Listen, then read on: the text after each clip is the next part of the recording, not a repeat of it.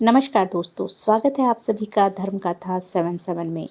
आज हम जानेंगे कि विवाह पंचमी क्यों मनाई जाती है।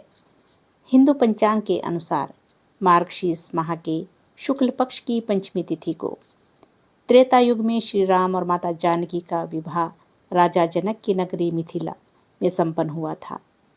यह दिन आदर्श दाम्पत्य जीवन, मर्यादा, त्याग, प्रेम और परस्पर सम्मान का प्रतीक माना जाता है। इसीलिए इसे अत्यंत शुभ और पावन पर्व के रूप में मनाया जाता है। श्रद्धा से व्रत, पूजा और विवाह पंचमी कथा सुनने सुनाने से वैवाहिक जीवन की कलह शांति में बदलती है और विवाह में रुकावटें कम होने की मान्यता है।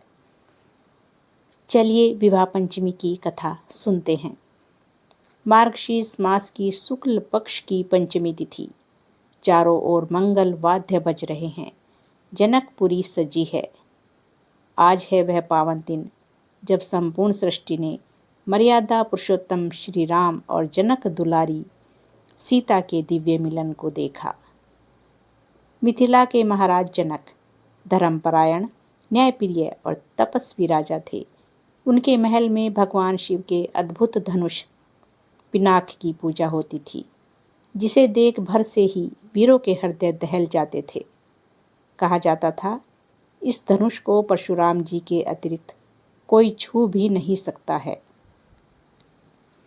ऐसा प्रचंड तेज उसमें समाया हुआ था।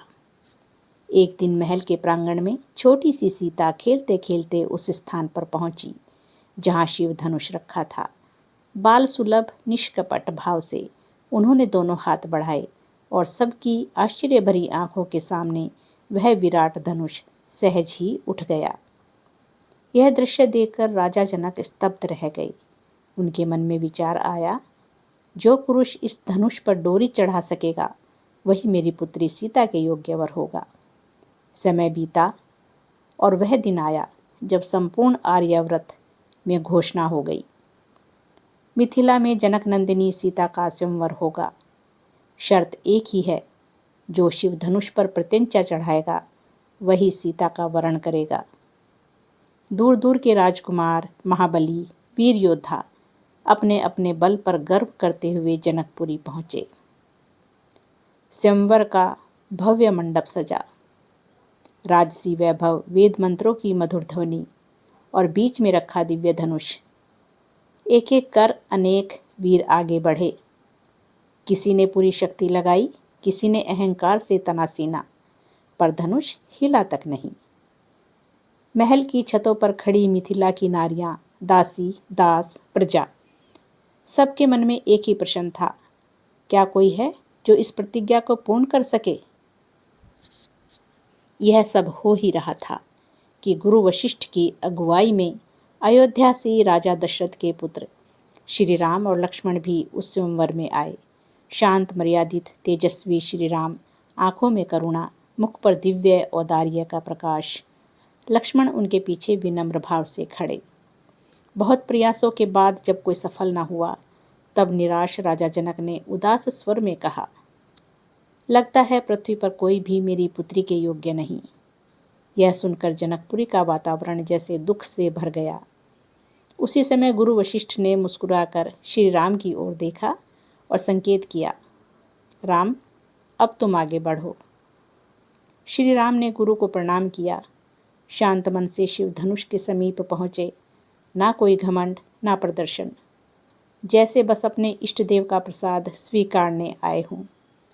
दोनों हाथों से धनुष को स्पर्श किया, मन ही मन शंकर को प्रणाम किया और बड़े सहज भाव से उसे उठाकर उस पर डोरी चढ़ाने लगे।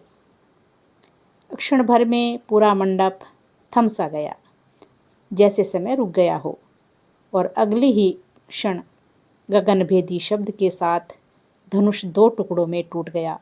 आकाश से फूलों की वर्षा होने लगी। देवगण प्रसन्न हुए। जय जय जय के स्वर गूंज उठे। जय श्री राम, जय सीताराम। ऊपर बालकनी से यह दृश्य देख रही सीता के नयनों में आनंद के आंसू छलक आए।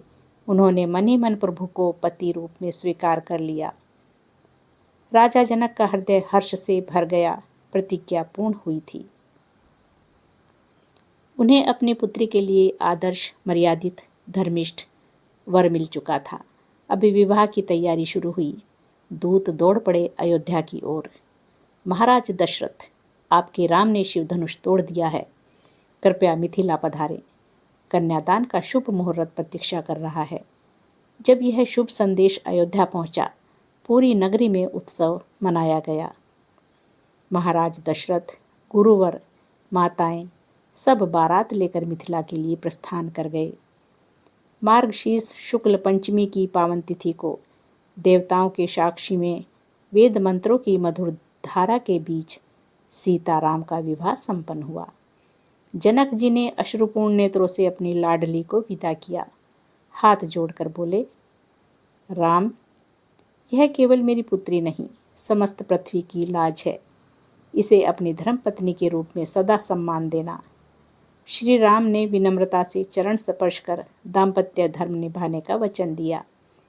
कहते हैं, उस दिन केवल दो हृदयों का नहीं, दो महान आदर्शों का मिलन हुआ। मर्यादा और ममता, धर्म और समर्पण, प्रेम और त्याग।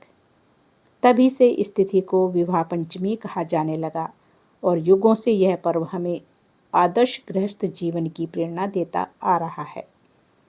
जो भी भक्त इस दिन उपवास रखकर श्री राम सीता के विवाह की यह कथा श्रद्धा से सुनते हैं या सुनाते हैं, उनके वैवाहिक जीवन की बाधाएं धीरे धीरे दूर होने लगती हैं, ऐसा शास्त्रों में वर्णित है। अविवाहितों के लिए यह दिन मंगलकारी माना जाता है और विवाहितों के लिए आपसी प्रेम, विश्वास और समझ बढ़ाने का अद्भुत अवसर। दोस्तों, अंत में बस इतना याद रखिए, विवाह पंचमी केवल एक तिथि नहीं, यह संदेश है। जहाँ जीवन में राम की मर्यादा और सीता का समर्पण हो, वहीं सच्चा दाम्पत्य जन्म लेता है। दोस्तों, अगर ये कथा आपको पसंद आई है तो लाइक और शेयर जरूर कीजिएगा और अंत में जय श्री राम, जय सीताराम जरूर लिखिएगा। धन्यवाद दोस्तों।